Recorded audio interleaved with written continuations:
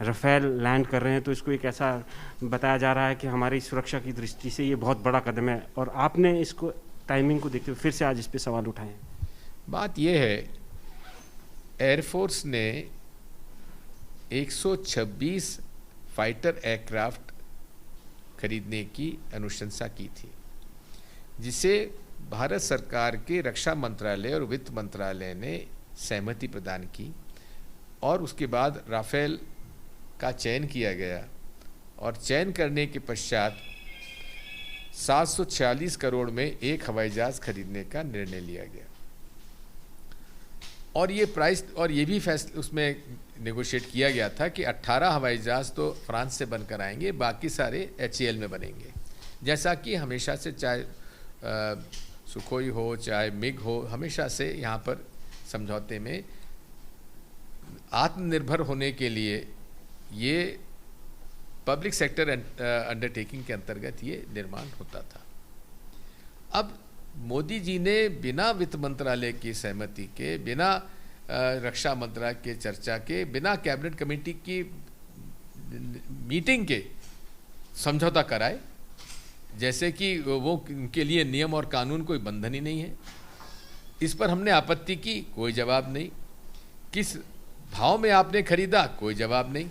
आज जैसा बताया गया है कि 59,000 करोड़ में 36 हवाई जहाज खरीदे हैं, तो लगभग लगता है कि लगभग 1660 करोड़ प्रति हवाई जहाज की कीमत आती है, जबकि 746 करोड़ में वो लोग देने के लिए तैयार थे। वो बीच में भी आपने 2019 में भी ये मामला उठाया था चुनाव से पहले, उस समय फिर इसका ये जवाब उस समय दिया गया था कि उस पर अपग्रेडेशन, टेक्नोलॉजी अपग्रेडेशन वगैरह हुआ है। तो उसका बताते क्यों नहीं है? उसमें बताएं कि ये अपग्रेडेशन हुआ है, या इसके साथ मिसाइल वेपन से साथ में ले रहे हैं, जो भी ले रहे हैं, तो जानकारी छुपाते क्यों हैं? सर, आपके सवाल उठाने पर भी बीजेपी प्रश्न उठा रही है। मतलब गृह मंत्री ने तो सुबह यहाँ तक कह दिया कि भाई जो लोग ट्वीट कर रहे हैं उनको भारत की नागरिकता तक छोड़ देनी चाहिए। कौन गृह मंत्री? सर, ये यहाँ लोकल नरोत्तम मिश्रा जी हैं। तो उन पर क्या आप भरोसा करते हैं कि उनका कोई सही बात करेंगे? वो उनको तो गृह मंत्री पद की गरिमा लायक एक उन्होंने बयान दिया हो तो बताइए। अच्छा सर, ऐसे में मैं सोचा आप अमित शाह जी की बात कर रहे हैं। नहीं सर, यहाँ तो फिर से एक बार मुद्दे पे वापस आते हुए सर, आपको लगता है कि चाइना के साथ जब ये ऐसा कहा जा रहा है कि हमारे पास ये मेजर वेपन आ गया है, मतलब अपने डिफेंस को अपग्रेड करने के लिए, उस समय आने वाले दिन इस पे सवाल उठाया जाना चाहिए था? मैं एक बात जानता हूँ, ये बात अब साफ हो चुकी है कि चीनी सेनाओं ने जो लाइन ऑफ एक्चुअल कंट्रोल है उससे आगे आकर भारत की सीमा पर उन्होंने कब्जा किया, और उसकी तस्दीक रक्षा मंत्री जी ने भी की, विदेश मंत्री जी ने भी की, और आर्मी ने भी की, और आर्मी सोर्सेज ने भी इस बात को कहा है, और अब तो बयान भी उनका आ चुका है।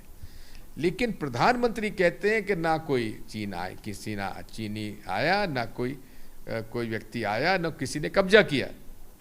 तो ये तो सरासर झूठ है। देश को की आंतरिक सुरक्षा के मामले में गुमराह किया है।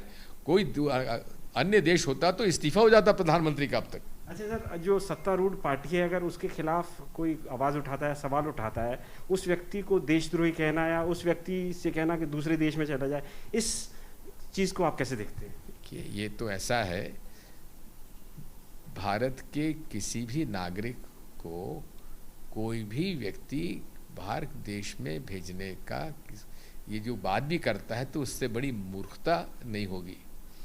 और ये अधिकार न तो संविधान में किसी को दिया गया है और नियम में दिया गया है। तो ये सारी बातें जो वो लोग करते हैं, न जो संविधान जानते हैं, न कानून जानते हैं, और संविधान की शपथ लेके उसके ठीक विपरीत काम करते हैं।